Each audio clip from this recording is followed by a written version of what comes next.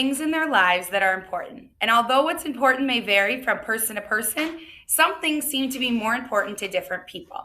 In a group, discuss this question: what things do most students value as important?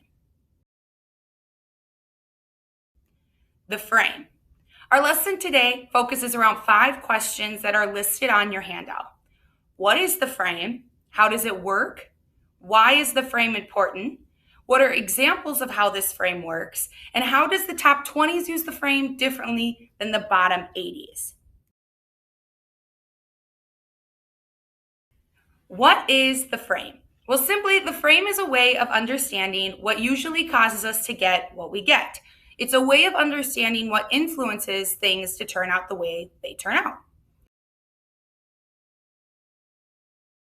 How does the frame work? Look at the frame on your handout. The frame starts with how we see something. It's our perception of reality, or what we think of a certain situation, our beliefs about someone or our own selves. By seeing this, we can mean our perceptions, our view, our thoughts, or our beliefs. How we see influences how we feel, and how we feel influences what we do or our behaviors and actions. What we do will influence what we get, which are the results, and usually what we get reinforces then how we see. This is very simple, but it's very powerful. Why is the frame important? Well, because we operate this way all the time. Based on how we see something, we have certain feelings. And based on how we feel is how we usually act. Based on how we act is how we get certain results. And although we're not usually aware of it, we operate this way regarding almost everything in our lives, all day long. What are examples of how the frame works? Before we look at a real life situation, let's consider an imaginary situation. Pretend that you're walking through a wooded area out in the country, and all of a sudden you see a tiger amongst the trees. What would you feel? Probably fear, right? Or what would you do? You'd run because you're afraid. But why are you afraid? Because the tiger is a threat? It may harm me? You're really afraid because that's how you see the tiger. Well, what if the tiger isn't a real tiger? It's just merely a cardboard cutout. Because the shadows of the trees, you think it's a real tiger. How would you feel? Afraid? You feel afraid not because of what it is, you feel afraid because of what you think it is. It's not the cardboard cutout that's scaring you, it's what you think the cardboard cutout is. That's a real hungry tiger that's scaring you. You'll run because it's a tiger, but because of how you see it. We don't respond to things based on what they are, we respond based on what we think they are. Let's look at an example that's pictured on your handout. So imagine that your English teacher assigned you to read a play by Shakespeare. The way you see this assignment would likely make a difference in the results you get.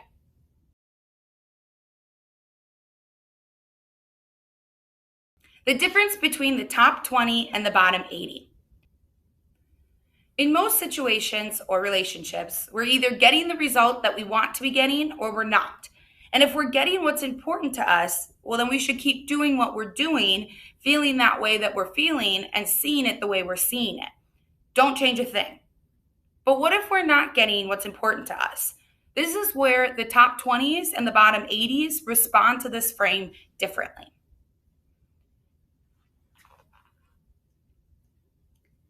When the bottom 80s aren't getting what they want to be getting, they do one of 3 things. First, they might not change anything. They continue to see this situation the same way, feel the same, and do the same thing, but expect different results. That's one definition of insanity, not changing anything, but expecting to get different results. Although that's insane, that's how sometimes we operate. Take a moment to share a time when you weren't getting the results that you wanted, but you didn't change anything.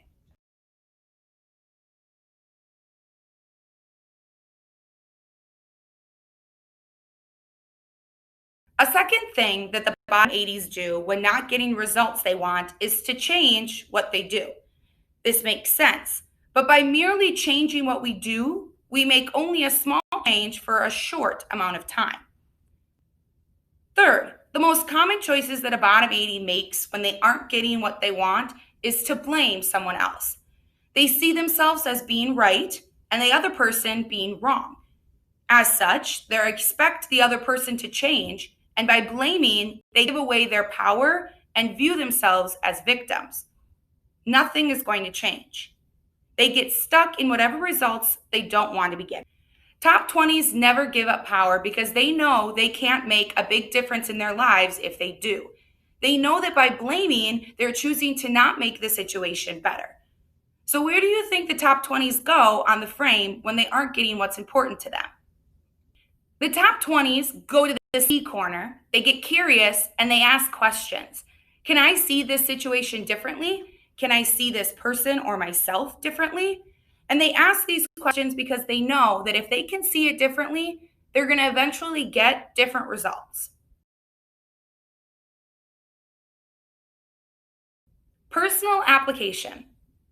We will use the frame often in our top 20 lessons. Let's try to apply this frame to a situation that you're in or maybe a relationship that you have. Look on your handout. First, consider an area in your life where you're not getting what you would like to be getting. Identify that area with one or two words and write those words inside the frame. Now go around the frame and write a few words that answer the question in each corner. How are you seeing this? What feeling? What are you doing?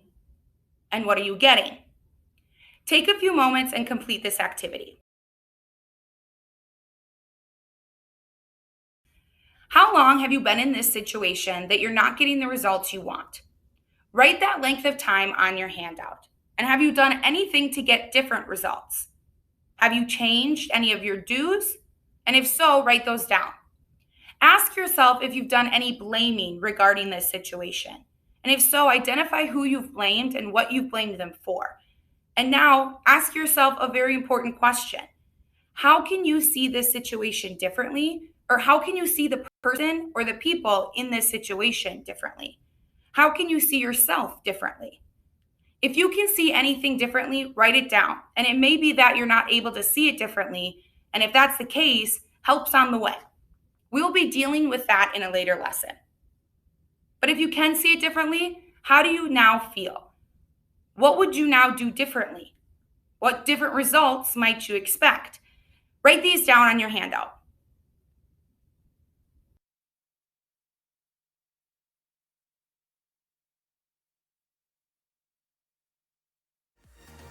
Conclusion. What are your takeaways from today's lesson?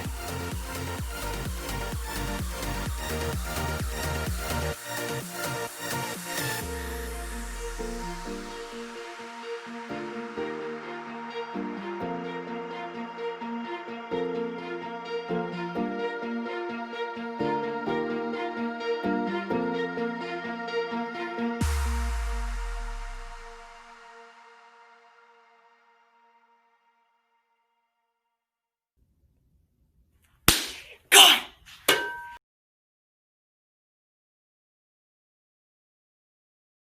Before we look at a real life sister. Oh, the tiger.